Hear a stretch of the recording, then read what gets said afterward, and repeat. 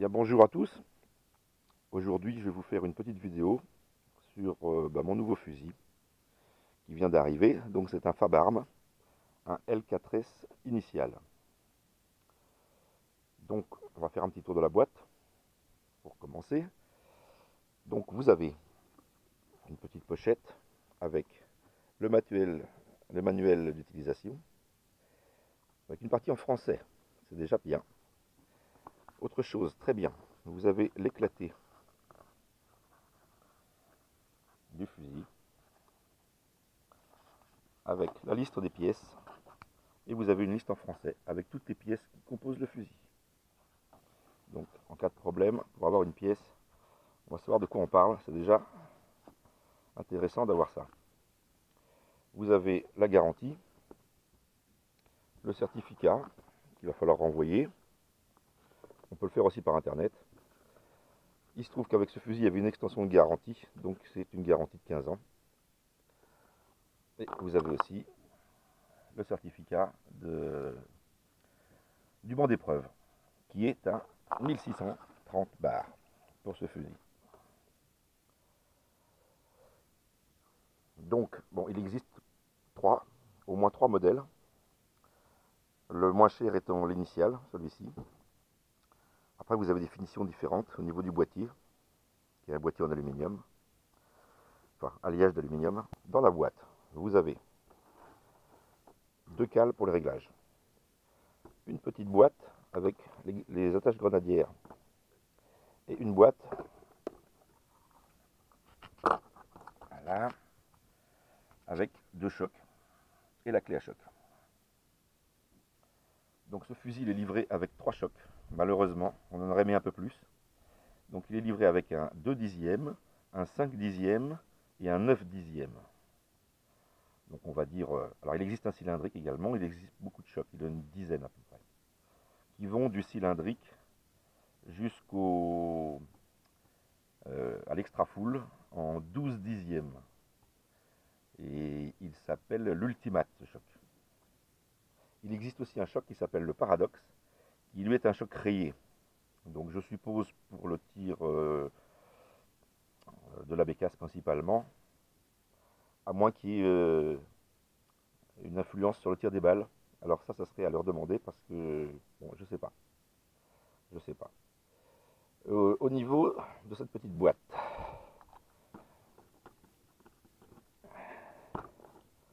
vous avez deux belles grenadières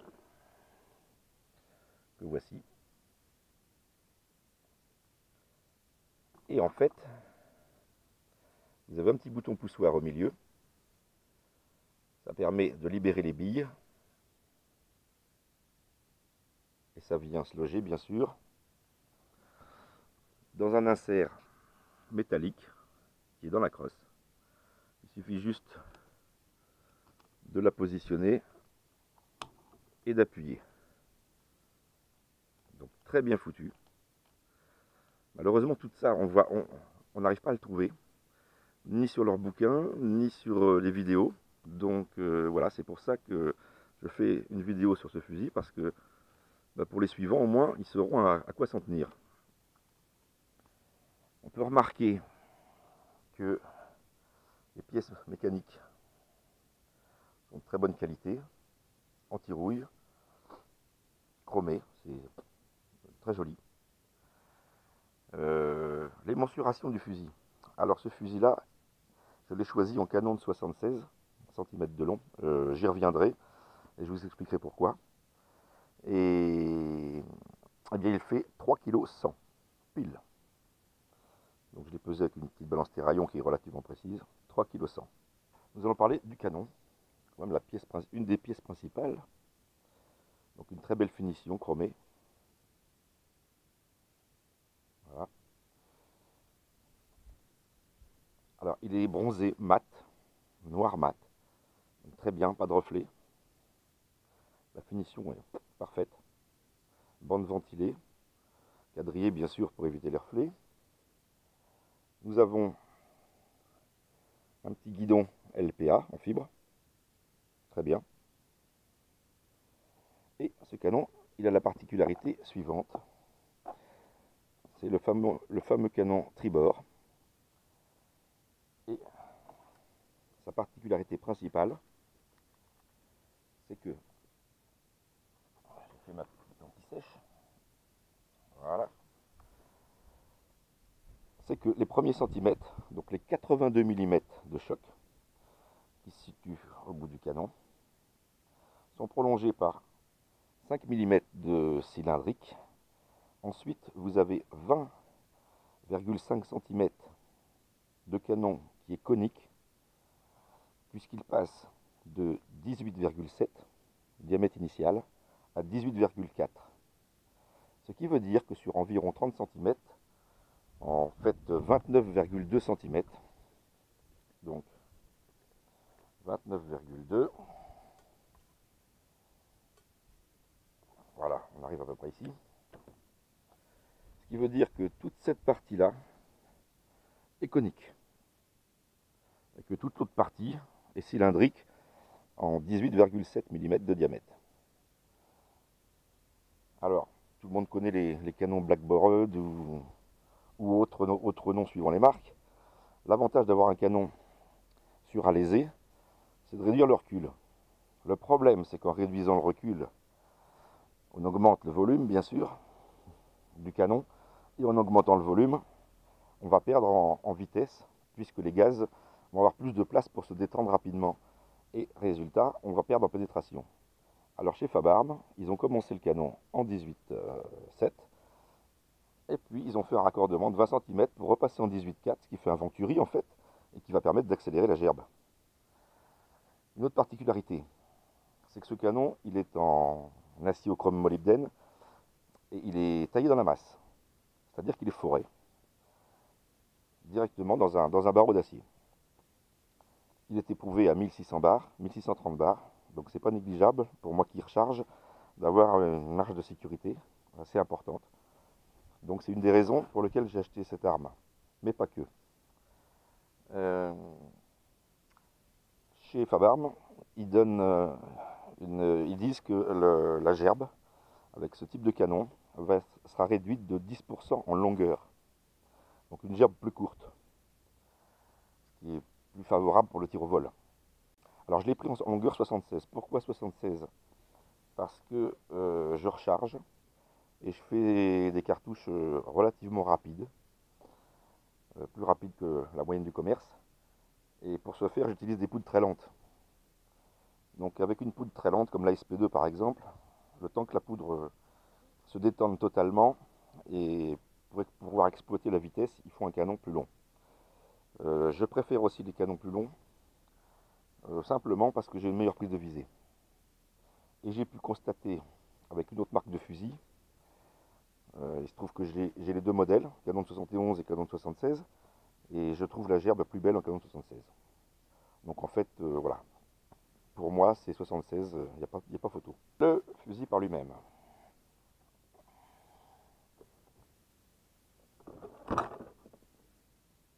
Voilà. Donc, très belle pièce chromée. Vraiment bien montée. Très simple.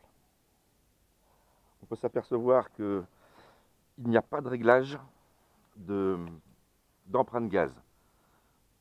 Tout se fait avec ce piston. Alors, je vais vous montrer le principe.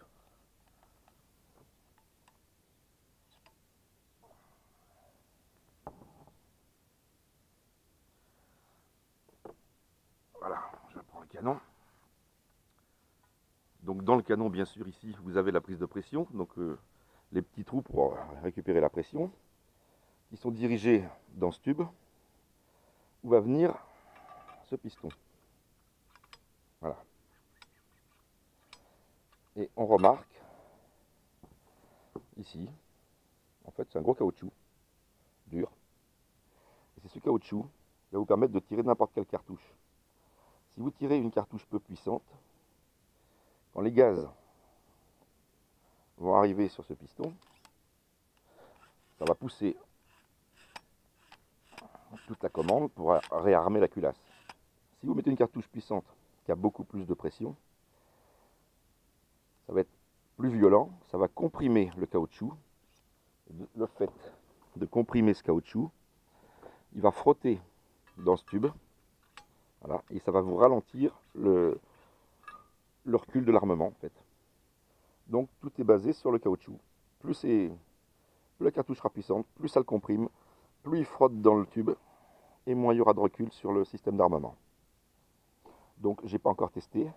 J'ai testé juste une 28 grammes, pardon, une balle trappe, armement parfait. Fabarm donne la vitesse.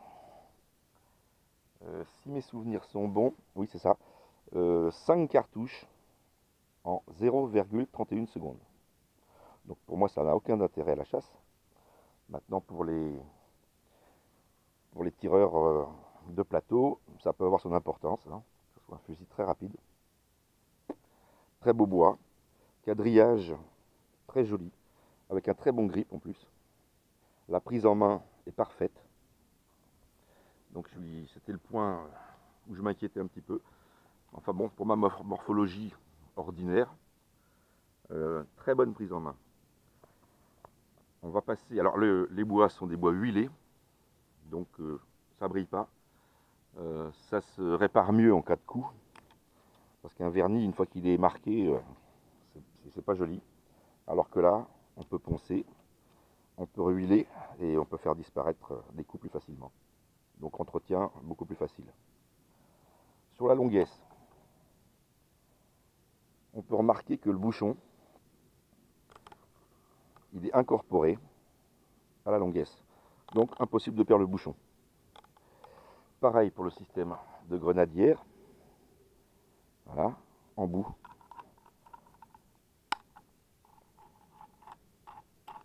Voilà, parfait. Petit bémol, quand vous serrez la vis, comme elle a un faible diamètre, des fois il est dur de la desserrer à la main. Donc, il y a un petit trou, vous prenez la clé à choc, vous mettez dedans, voilà, donc vous pouvez serrer, desserrer. Bon, faut pas le serrer comme un âne, hein, mais enfin c'est bien pratique de pouvoir le desserrer avec la clé à choc. Bon, les bois sont pas mal du tout. Il est très fin en main, très fin, bien ajusté les bois. Sauf, allez, on va lui trouver un petit défaut quand même. Ici, il pourrait y avoir un petit ajustement un petit peu mieux. Mais bon, franchement, c'est belle finition. Beau fusil. Alors, il a une particularité aussi, dans la crosse. Vous avez la vis qui maintient le boîtier sur la crosse. Sur cette vis, donc pour ça il faut démonter la plaque de couche. Il y a deux petits trous, vous enlevez la vis, vous enlevez la plaque de couche. La crosse est creuse. Et il est possible de monter dans la crosse une masse que vous allez placer au bout de la tige de fixation. Cette masse doit être disponible en 2 poids. Si mes souvenirs sont bons, mais enfin au moins un poids c'est sûr, c'est 150 grammes qui sera possible de venir visser en bout. Donc ça va vous alourdir le fusil de 150 grammes. Il fera après 3 kg 250. Et bien sûr, quand vous allez tirer de la 76 par exemple, ça va contribuer à avoir moins de recul et que le fusil soit plus agréable au tir. Donc montage, il est très facile. Ah oui, petit détail. Pour démonter l'ensemble, il faut bien sûr, comme la plupart des automatiques, retirer le doigt d'armement. Et le doigt d'armement sur ce fusil-là, il tient bien. Il y a une petite encoche. Et en fait, avec une cartouche vide, vous venez la coincer pour tirer le doigt. Donc, bien pratique. Et vous ne perdez pas le doigt. Pourquoi j'ai choisi aussi ce canon? Donc, comme j'ai expliqué le fameux tribord, il y a aussi une particularité, c'est que le cône de forcement qui se trouve juste après la cartouche, après la chambre, c'est un cône de forcement qui est long. Donc ça va moins maltraiter les charges. Le fait qu'il ait un diamètre de 18,7 fait aussi que la charge va être moins maltraitée dans la partie cylindrique. Toujours pour la charge, le fait que la transition de 18,7 en 18,4 se fasse sur 20 cm et demi, c'est très progressif. On va avoir une gerbe qui va s'abîmer moins que sur un que sur un fusil classique. Et c'est terminé tout ça par un choc long qui s'appelle Inner HP. Et ces chocs, ils ont la particularité de faire 82 mm de long. Donc la gerbe, sur une trentaine de centimètres, elle va être resserrée progressivement. Donc ça permet de contribuer aussi à avoir une gerbe qui carte moins parce que les plombs vont être en meilleur état. Donc voilà pourquoi j'ai choisi cette technologie. Les cales de réglage. Bon, vous en avez deux. Je trouve que c'est très léger. En plus, j'ai regardé dans le catalogue. Et dans le catalogue, j'ai pas vu de cale. Donc ça vaut rien du tout. Il n'y en a que deux. Je sais que pour moi, ce fusil, il manque de pente. Il va falloir que je le pente beaucoup plus. Il se trouve que j'ai une cale pour régler la pente, mais qui règle aussi l'avantage en même temps. Alors je vais essayer, déjà. Mais je sais pas que je vais trouver d'autres cales. Et puis, je vais peut-être en faire d'autres. Enfin bon, c'est un peu embêtant à biseauter tout ça. Donc voilà, il n'y en a pas au catalogue accessoire. Je sais pas. Deux cales. Bon, qu'est-ce qu'on aurait aimé de plus? On aurait aimé avoir au moins un choc en plus. Parce que là, 2 dixièmes, 5 dixièmes, 9 dixièmes, un 3/4 aurait été pas mal en plus, quoi. Un 7 dixièmes aurait été bien.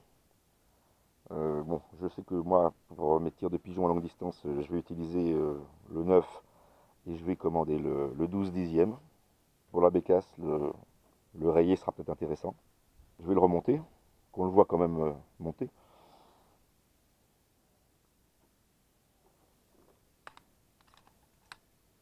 C'est tout ça.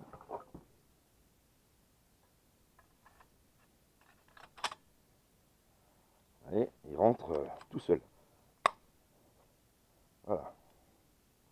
Il y a juste à remettre la vis.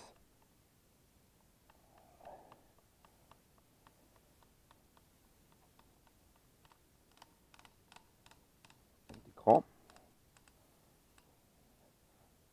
Voilà. Là, l'ensemble est serré.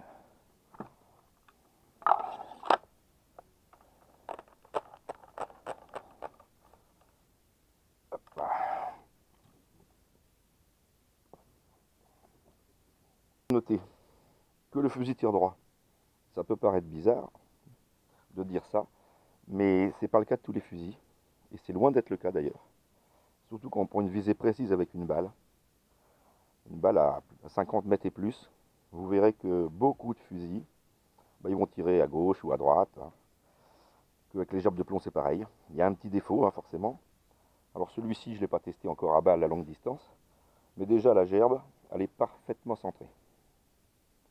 J'ai pas eu de décalage ni à droite ni à gauche, j'ai tiré qu'une cartouche, mais c'est centré parfait. J'espère que ça va pouvoir vous aider dans vos futurs choix. Parce que malheureusement, on ne trouve aucune vidéo d'un LS4 en français sur la toile. Donc voilà, la lacune est comblée. Une belle arme en fait. Donc je remercie Fabarm. En plus, il faut savoir que Fabarm a une succursale en France, à côté du Mans, La Flèche, je crois bien. Donc ça permet aussi, en cas de problème, d'avoir un interlocuteur français. Donc c'est pas négligeable. Pour un SAV, s'il doit y avoir un SAV, c'est quand même intéressant. Apparemment, ils essaient de redorer un peu le blason et qu'ils sont très à l'écoute des clients. Car quand je l'ai commandé, je ne savais pas à quel choc il était livré. Ça, c'est un petit défaut aussi. Même dans leur catalogue, ils vous parlent de chocs longs, short, mais on ne connaît pas les diamètres. C'est pas marqué. Donc il faut savoir par exemple que le short, le short il fait 2 dixièmes, mais ça on ne le trouve pas nulle part. Donc je les ai appelés pour savoir quel choc était livré avec le fusil. Ils m'ont répondu dans l'heure. Donc ils sont quand même attentifs à leurs clients. Ça c'est aussi un bon point, et c'est un point aussi qui m'a convaincu d'acheter ce fusil en fait. Ça en fait partie. J'ai oublié de vous parler d'un petit truc. Ces chocs qui s'appellent Inner HP de chez Fabarm, qui sont des chocs paraboliques, font 82 mm. À savoir qu'il est possible d'utiliser aussi les chocs Exis. Et ces chocs ont une partie externe et ils font 92 mm de long. Donc 1 cm de plus. L'avantage d'avoir un choc long. Voilà, j'ai fait un petit dessin. J'espère que vous voyez. Voilà. D'après la CIP, il est interdit ou dangereux de tirer de l'acier, donc matériau incompressible ou difficilement compressible, dans un choc qui a un angle, je ne sais pas si vous voyez bien, voilà, angle maxi 1 degré. C'est-à-dire que si vous avez un angle supérieur à 1 degré, vous ne pouvez pas tirer avec ce choc de l'acier. Il se trouve que sur des chocs courts, environ 40 mm, on dépasse les 1 degré. Donc dans la majorité des fusils qu'on trouve sur le marché à l'heure actuelle, on ne peut pas tirer d'acier dans un full. On va être limité au demi-choc. L'avantage d'avoir un choc long de 82 mm, c'est que l'angle reste inférieur à 1 degré. De ce fait, on va pouvoir tirer de l'acier dans le full choc du Fabarm. Donc c'est quand même pas négligeable pour les sauvaginiers par exemple, de pouvoir tirer de l'acier à longue distance en utilisant le choc, le full. Alors je sais pas ce qu'il en est pour l'extra full de 12 dixièmes. Ça, je sais pas. Mais enfin, bon, déjà, on peut tirer du 9 dixième avec de l'acier. C'est déjà super intéressant. En conclusion, un beau fusil. L'avantage d'avoir une creuse où il a la possibilité de mettre une masse amortissante, c'est pas négligeable. Pour des charges lourdes, ça va le rendre bien plus agréable au tir. À savoir aussi qu'il est assez léger, j'en ai pas parlé, mais il est assez léger de l'avant, malgré le canon 76. Il monte très bien. Donc en tir rapide, ça doit être intéressant.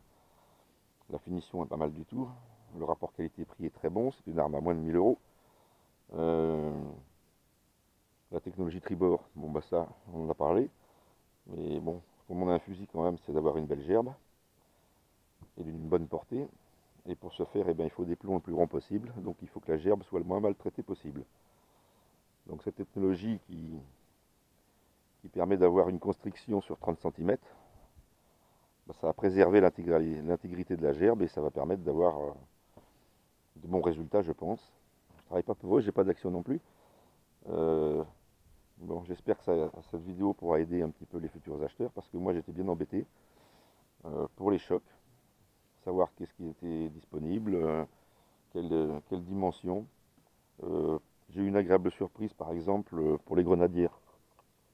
Voilà, ça je savais pas. Quand j'ai acheté le fusil, pourtant j'ai regardé partout. Hein. J'ai pu sur internet partout des vidéos, j'avais pas vu que les grenadières étaient amovibles comme ça. Donc c'est bien pratique. C'est vachement sympa, ça s'enlève rapidement. Quand on transporte le fusil, on arrive sur un poste, on peut enlever ça rapidement. Donc c'est bien pratique. Donc des petites vidéos, ça serait sympa sur vos fusils. Au niveau marketing, je crois que ça serait un bon point. Voilà, merci, et puis à plus.